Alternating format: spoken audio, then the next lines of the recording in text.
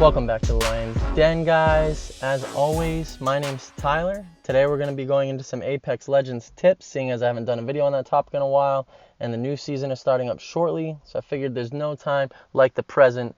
Maybe refresh your memory. This video will be good for like beginners and some advanced players. I go over some concepts that I use that, has changed my mindset and the way I play. That has definitely led to some more wins, at least winning more gunfights for sure.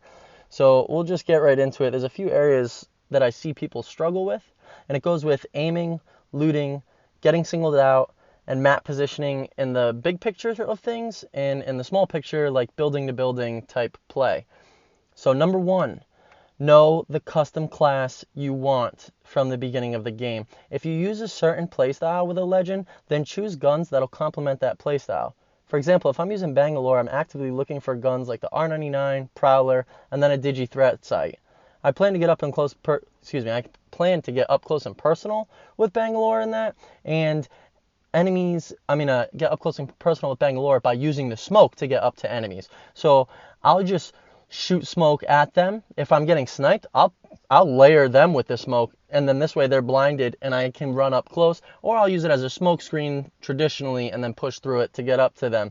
On the other hand, if I'm Pathfinder, I'm probably going to be packing like a sniper, get in some high places, and rain down enemies from afar. The point is, you want to know what you're looking for before you drop into the map. Tip number 2, keep your inventory clean. Don't pick up unnecessary items. If you're following tip number 1, tip number 2 is going to be easier. So before you land, decide what it is that you want to focus on. Have an idea of how many stacks of ammo you're probably going to need, how many grenades do you want to carry, how many healing items do you want to max out at. Do you want to be able to take a lot of damage and heal your shield 50 times? Or would you rather have the 10 grenades and be able to deal out a lot of firepower all at once? Don't just run around with 6 med kits unless you're planning to use them. Keep only what's necessary to win those next couple gunfights, and then you can loot those enemies to restock. Tip number 3, when looting, be fast.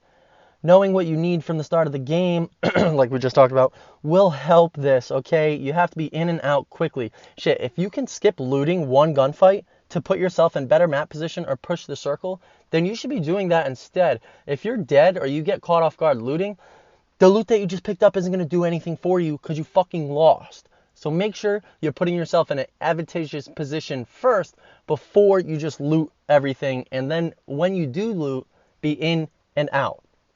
Tip number 4, play the circle. Rotating in the circle early is a good thing. It lets you take one variable out of the equation, because you're already within the play zone.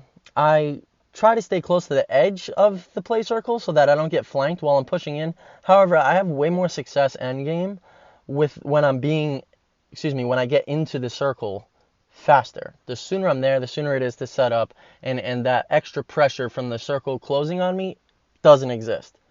5, do not leave the circle because you're greedy for fucking kills.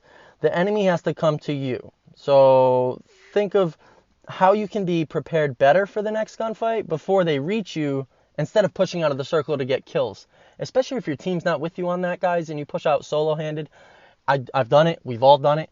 You get tanked, and then your teammates, A, leave you behind to die because you're outside of play area, or B, push you, and then your whole team fucking throws because you can't keep up, you can't win those gunfights because you're already downed. Now, tip 6, let's talk about that. Tip 6, there we go. Say that fucking 10 times fast. Say that 6 times fast. Tip 6, damn. Since solos is over, which is fucking tragic, I really love solos. Fuck you, Apex and Respawn, for taking it out, you temporary bastard. Regardless, now that it's gone, you got to remember the 3-second rule, guys. This is tip 6, is the 3-second rule. If your teammate gets shot, right, or is about to get engaged, and it takes you longer than 3 seconds to return fire because you're too far away from your teammate, then you have failed your fucking squad. You have to be ready to fight together quickly in order to take out enemy teams. So 3-second rule, you got to be within that distance, be able to close that gap between you and your teammate within 3 seconds. Tip number 7, if Apex Predator from Ranked has shown people only one thing, it is this: team shooting wins games. Good teams not only share loot, they make callouts, and they can clutch up when they have to. They focus all 3 gun barrels onto one enemy player whenever it is possible. Hence the 3-second rule. If you're closer to your teammates, taking out an enemy out of play in a gunfight is a way bigger advantage than you would think. Think about it in terms of this. If you have 3 guns versus 2 guns, your squad is capable of doing more DPS than the other team. So if you and your 2 squad mates can focus on one player, take them out and push them off the board, you now only have to focus on 2. That means you're taking less damage while you're dealing more damage, and it's less things for you to worry about in a single gunfight. Tip number 8, get vertical. This is going to give you a better vantage point on the enemy and usually gives them a shittier sight line. It makes it harder for ordnances to reach you. Plus, it usually isn't somewhere that an average player is going to look first. An average person is going to walk into a room, into a building, around a corner, look left, right before they look up. So if you can trick someone, or you can get into a vertical vantage point before they see you or before they throw all those grenades at you, you'll be in much, much better shape. Tip number 9, getting better at movement. If you can crouch bounce while you're in a gunfight, if you can slide and shoot, if you can mantle up and around cover, all while keeping track of your aim and keeping track of the enemies, you will win more gunfights. If your aim is okay, but your movement is great, the enemies are going to hit less shots, and you're going to be able to capitalize on that. Tip number 10, I stress this so much, guys. Use the center of your screen. You must have tunnel vision while you play video games. People use the left stick or WASD on mouse and keyboard in order to aim while they are in gunfights. When you do this, you just end up strafing and whiffing shots. This is a bad habit, and you've got to break it. Your muscle memory is being built up to aim by using the left stick or WASD. You must consciously focus your eyes on the center of your screen and force yourself to aim with the right stick and or the mouse. Take your time and practice this. You have to retrain yourself and build up muscle memory to do this. I promise it will not help you in this game. It will help you across all fucking shooters that you play without question, okay? You have to do this. Tip number 11, commit to your decisions. If you think you should engage in a gunfight, push towards a circle, it's time for you to heal up, or it's even time to disengage and get the fuck out, then you have to decide, do it, and commit. Do not hesitate and waste those precious seconds. You will need the extra time in battle, especially in a game like Apex Legends. It's very aggressive, it's very fast-paced, and if you do not keep up, you will fall behind and you will lose. So when you commit to getting out of the way or going somewhere else or going, whatever it is, fucking do it. Finish that action through and then decide on the next play. Tip number 12, if there is a ledge, no matter how small it is, you can climb it. So think of when you're near Skulltown and you have the rock wall mountain cliff around the edge, okay? And you see anything that is the same color or texture pattern of the playable area, you can use that lip or ledge to climb up. Think of like a mountain goat standing on a mountain, okay? Standing on a cliff. And he's on this 2-inch little fucking gap climbing this cliff. The same thing applies to Apex Legends, where they can make these jumps. So when you look at the top play area where you can stand on and your character doesn't just fall down, it's that light brown. Whereas the rest of the mountain is that dark brown. You can tell it's the wall, okay? Every little crevice that is the light brown tan color, you can physically mantle and grab. You cannot move around a lot on it, but you might be able to climb up and then look for the next one, climb that all the way up to the top. Tip number 13, swap shields for full ones during fucking gunfights. If you have to swap from a purple shield for a blue shield, but your purple shield is empty and the blue one is full, this gives you the option to keep pressure up without stopping to heal. Probably like your enemies need to do right now in the middle of this gunfight. So when you win that gunfight now, because you're able to keep pressure up, you can go back, get your purple armor, and charge it. In fact, in late games where we're heavily defending areas or something like that, I'll drop my full shield in my hiding place or in the building that we're in, and then I'll go back up outside to the loot crate, whatever the fuck, and I'll pick up another purple shield or even a blue shield, and then I'll go back to my spot. This way, when the gunfight does come to us, I have 2 full shields at the ready. I can use the one on my body, quickly get into my hiding place, swap that out for a full shield, and then keep up shooting after that. Tip number 14, play with a consistent squad if you can. I know it's difficult, sometimes your friends, school, work, blah, blah, blah. But if you can play with this consistent squad, it will build chemistry amongst the team. Things are just going to become more fluid between you, like communication. As you guys synergize, you will start to see improvements. The communication will get better, your call-outs will get better, and you'll realize that your teammates will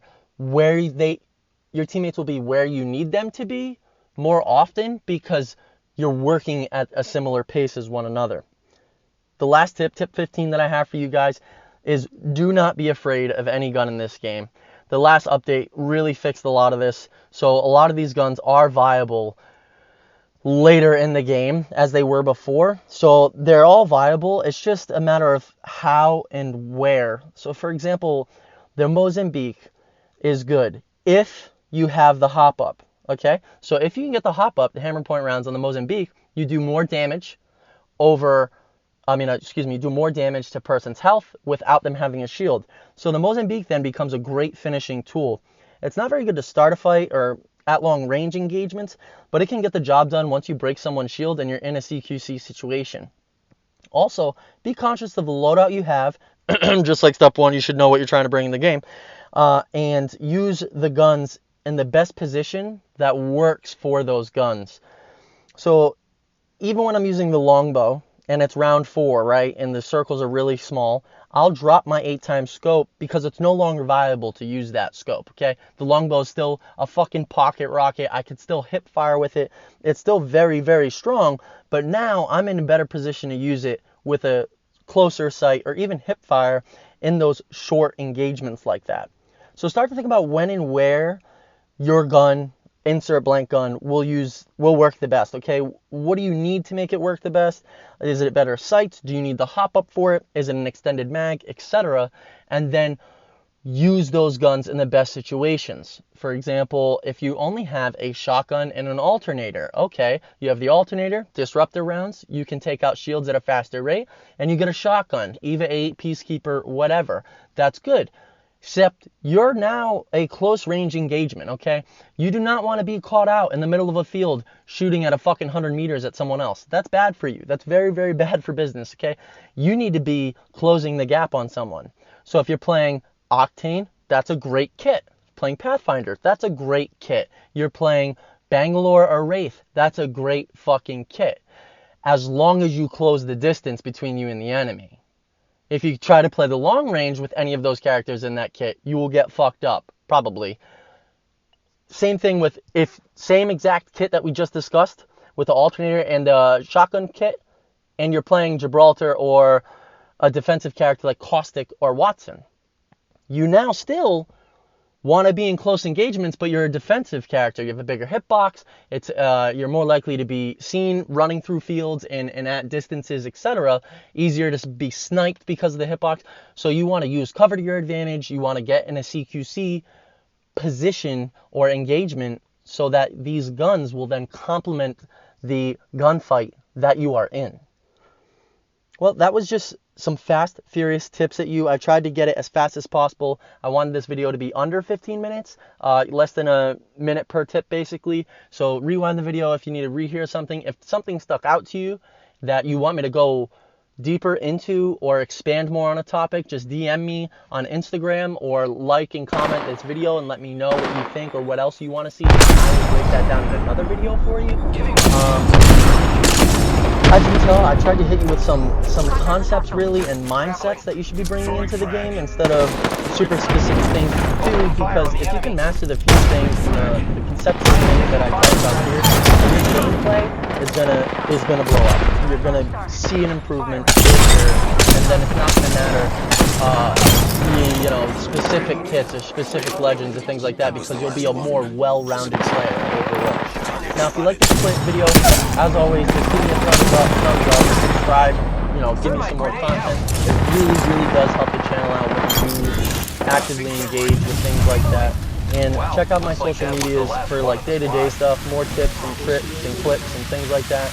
They're all in my bio. I have Instagram, TikTok, Twitter, etc. Just thanks for watching. Have a great day, guys, and fucking stay killing it. All right, I will see you in season 3 of Apex Legends. We will discuss the new legend that comes out. We'll fucking do another tips and tricks video. We'll discuss whatever map changes happen. You Let me know what you want to see, and I will bring it to you.